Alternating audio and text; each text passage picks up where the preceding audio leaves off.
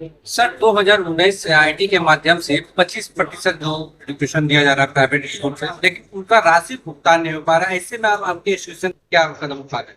देखिए, बड़े दुर्भाग्य की बात है कि पिछले 6-7 वर्षों से आरटी को लेकर के लगातार सरकार से हम लोग मांग कर रहे हैं कि हमने जो बच्चों को पढ़ाया उसका पैसा दिया जाए।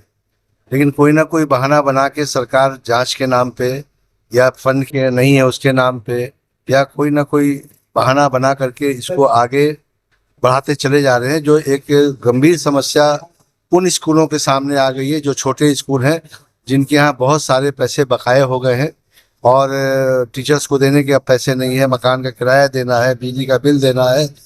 लगातार मैं शिक्षा मंत्री के संपर्क में हूँ और उनसे बात करता हूँ। वो आदेश भी देते हैं प्राइमरी डायरेक्टर को बुला करके कि अविलंब पैसा दिया जाए, लेकिन विभाग के जो पदाधिकारी हैं उनकी मंशा बहुत अच्छी नहीं है।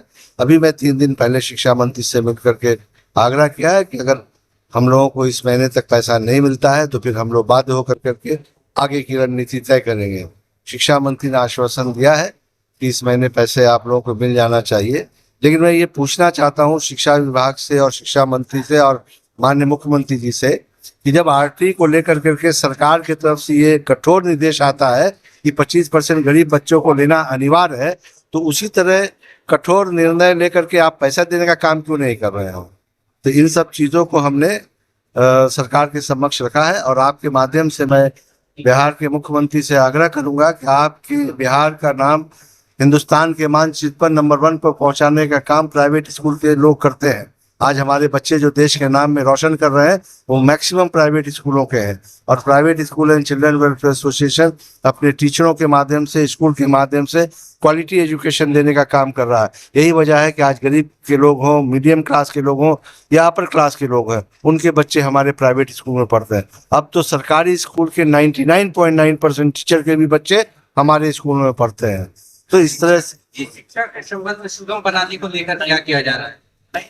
मैंने शिक्षा मंत्री से भी बात की कि पोर्टल जितने नए नए आ रहे हैं वो बड़े कठिन आ रहे हैं, उससे लगातार उलझनें बढ़ती जा रही हैं। एक ऐसा पोर्टल होना चाहिए जिसके माध्यम से हर चीज़ की आप इंफॉर्मेशन ले लें और फिर उसी के माध्यम से काम करें। तो इस तरह का उन्होंने आश्वासन दिया है कि जल्दी इस तरह का एक पोर्टल आएगा जिसके माध्यम से सारा काम सुचारू रूप से चलेगा।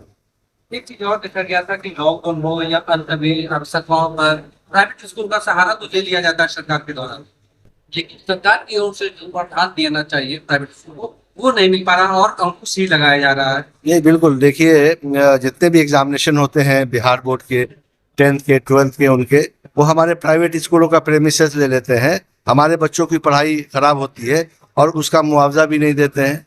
तो कहीं ना कहीं इनको लगता है सरकारी स्कूलों को और उनके शिक्षा विभाग के लोगों को कि इतने खर्च करने के बावजूद भी लोग हमारे प्राइवेट स्कूल में बच्चे भेजते हैं पढ़ने के लिए, तो उनको डर है।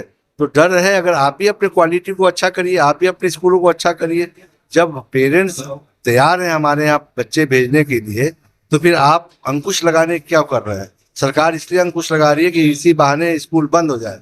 लेकिन मैं बता देना चाहता हूँ शिक्षा मंत्री जी को और भारत के प्रधानमंत्री जी को कि और हमारे बिहार के मुख्यमंत्री जी कि आपकी जो गवर्नमेंट स्कूलों की जो पोजीशन है वो बेहतर नहीं है। लोग आपको छुपा रहे हैं। आप जाके गांव में देखें, गांव के बच्चे जो गरीब बच्चे हैं वो भी अब प्राइवेट स्कूलों में आके पढ़ रहे हैं, क्योंकि उनके पेरेंट्स का विश्वास है कि अगर प्राइवेट स्कूल में उनके बच्चे जाएंगे तो वो अच्छा कर सकते हैं और अच्छे रोजगार ले सकते हैं। तो मैं फिर से एक बार कहूँगा, मैं खिलाफ में नहीं हूँ सरकारी स्कूलों को, लेकिन सरकारी स्कूलों में इतना पैसा खर्च हो रहा है, हमारे टैक्स का पैसा लग रहा है हमारे लोगों का।